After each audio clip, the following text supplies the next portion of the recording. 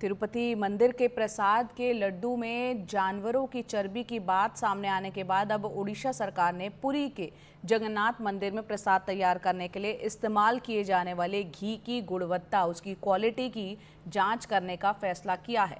पुरी के कलेक्टर सिद्धार्थ शंकर ने बताया कि यहां इस तरह के कोई आरोप नहीं लगे हैं, लेकिन प्रशासन मंदिर में भगवान के लिए तैयार होने वाले और ऑर्डर पर तैयार प्रसाद के लिए इस्तेमाल किए जा रहे घी की गुणवत्ता की जांच करेगा।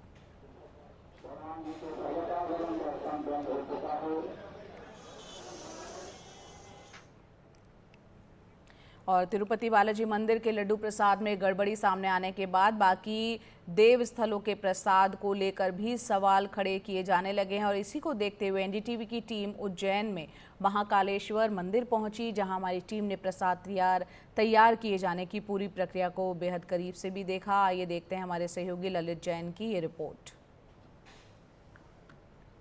तिरुमाला मंदिर के लड्डू प्रसाद में जिस तरीके से चर्बी और मछली का तेल मिलने की बात सामने आई है, उसके बाद पूरे देश के मंदिरों के प्रसादों में को लेकर लोगों में संशय बना हुआ है। लोगों में जो उनकी आस्था को चोट पहुंची है। इसी को देखते हुए हम उज्जैन महाकालेश्वर मंदिर के लड्डू प्रसाद में आए, जहां पर लड्डू बनते हैं। आप देख रहे हैं कि ये चिंतामन रोड पर स्थित है, जहाँ पर विशेष करके लड्डू के लिए बनाया गया है। तो लड्डू प्रसाद निर्माण इकाई है जो ये चिंतामन रोड पे है। और यहाँ पर किस तरीके से लड्डू बनते हैं, उसमें कितनी शुद्धता है, क्योंकि दावा किया जाता है कि दुनिया में सबसे जो शुद्ध है वो महाकाल का प्रसाद है। इसकी कई जांच हो चुकी है।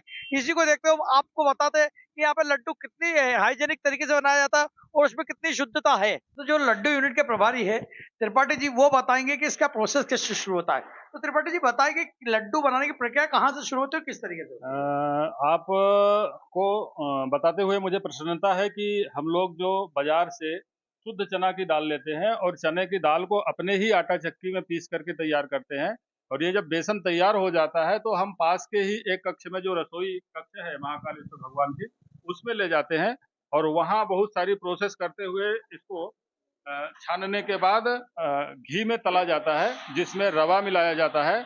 और बेसन और रवा को मिला करके शुद्ध देसी घी, जो मध्य प्रदेश शासन के द्वारा अधिकृत ब्रांड है, उसमें हम इसको तलते हैं और पर्याप्त सिकाई के बाद ही इसको हम लड्डू प्रसाद के निर्माण में प्रयोग करते हैं। आप ये देखिए, दूसरे कक्ष में हमारे हलवाई के जो सहयोगी साथी हैं, वो लोग बढ़िया हाथ से ही इसको गोल लड्डू निर्माण कर रहे हैं। हमारा ये जो लड्डू बॉक्स है पैकिंग का, ये एक हमारा ब्रांड है।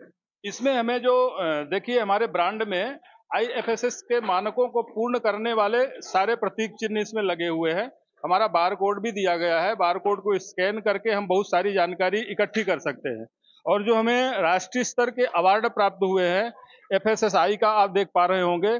और ये जो ग्रीन सिंबल है, ये शुद्ध शाकाहारी होने का सिंबल है, ये भी हमारे इस लड्डू प्रसाद में अंकित है। और ये जो पास में दूसरा प्रतीक चिन्ह है, यह राष्ट्रीय स्तर का अवार्ड हमें सेफ भोग का 5 स्टार रेटिंग का अवार्ड प्राप्त हुआ है, जो केंद्र सरकार के द्वारा दिया गया है। तो जब भी हमारे यहाँ कोई सामग्री आती है, चाहे वो घी हो, चाहे शक्कर बूरा हो, चाहे चना दाल हो, सभी सामग्री जब आती है उसको हम लोग खाद्य अधिकारी को सूचित करके बुलाते हैं कि आज ये सामग्री आई है, इसका सैंपल ले लीजिए और इसका चेकअप करवा लीजिए, लैब में भेज दीजिए। खाद्य अधिकारी तुरंत आकर के उपस्थित होते हैं और सामग्री का सैंपल भर के लैब में टेस्ट के लिए भेजते हैं। और वो सामग्री जब लैब टेस्टेड हो जाती है, अप्रूव्ड हो जाती है, फाइनल हो जाती है, किसी प्रकार का कोई उसमें माइनस मार्किंग नहीं होती, तभी हम उस सामग्री का उपयोग लड्डू प्रसाद बनाने में कर पाते हैं। अब तक ये लड्डू कब से बनना शुरू हुए और अब तक ऐसे लड्डू बनने में कभी कोई शिकायत आई हो? लड्डू प्रसाद के बनने का जो निर्माण प्रारंभ हुआ है, वो 2003 से चालू हुआ था। महाकालेश्वर मंदिर के एक छोटे से कक्ष में ही भगवान महाकाल को कम मात्रा में सिर्फ महाकाल को भोग लगाने के लिए नैवेद्य बनाने के उद्देश्य से इसे प्रारंभ किया गया था। लेकिन लड्डू प्रसाद की गुणवत्ता इतना अधिक हो गई कि पुजारी, पुरोहित और सब लोगों ने इसको और अधिक उपलब्ध कराने के लिए हमें आग्रह किया, जिसके हिसाब से हम लोग इसकी वृद्धि करते गए और आज लगभग 60 से 65 कुंटल प्रतिदिन लड्डू प्रसाद बिकने लग गया है। तो जैसा कि आपको त्रिपाठी जी ने बताया, जो यहाँ के लड्डू यूनिट के प्रभारी है, कि किस तरीके से लड्डू यहाँ पर शुद्ध बनते हैं और क्यों है कि पूरे देश में ये लड्डू सबसे शुद्ध माने जाते हैं और इसकी प्रक्रिया क्या है। तो आपने देखा कि ये लड्डू बन रहे हैं और किस तरीके से पैक हो रहे हैं और इसकी शुद्धता की वजह क्या है। एनडीटीवी के लिए उज्जैन से ललित जैन। और तिरुपति लड्डू विवाद को लेकर आंध्र प्रदेश के उप मुख्यमंत्री पवन कल्याण और अभिनेता प्रकाश राज के बीच सोशल मीडिया प्लेटफॉर्म एक्स पर एक जुबानी जंग यहां पर छिड़ गई है। पवन कल्याण ने लिखा था कि तिरुपति मंदिर के प्रसाद लड्डू के घी में चर्बी की मिलावट से वो बहुत आहत हैं। शायद अब पूरे भारत में मंदिरों से संबंधित मुद्दों पर नजर रखने के लिए राष्ट्रीय स्तर पर एक सनातन धर्म रक्षण बोर्ड बनाने का समय आ गया है।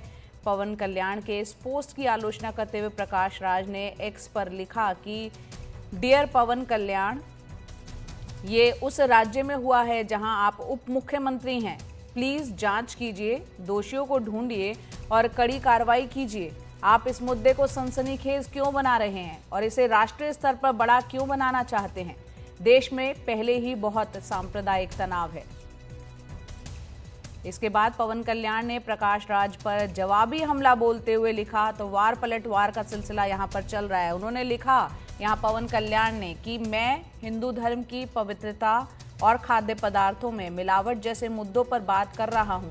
मुझे इन मामलों पर क्यों नहीं बोलना चाहिए? मैं आपका सम्मान करता हूं प्रकाश राज, और जब धर्मनिरपेक्षता की बात आती है तो ये म्यूचुअल होना चाहिए। मुझे समझ में नहीं आता कि आप मेरी आलोचना क्यों कर रहे हैं। क्या मुझे सनातन धर्म पर हमलों के खिलाफ नहीं बोलना चाहिए? प्रकाश को ये सबक सीख लेना चाहिए। फिल्म इंडस्ट्री या किसी को भी इस मुद्दे को हल्के में नहीं लेना चाहिए। मैं सनातन धर्म को लेकर बहुत सीरियस हूँ।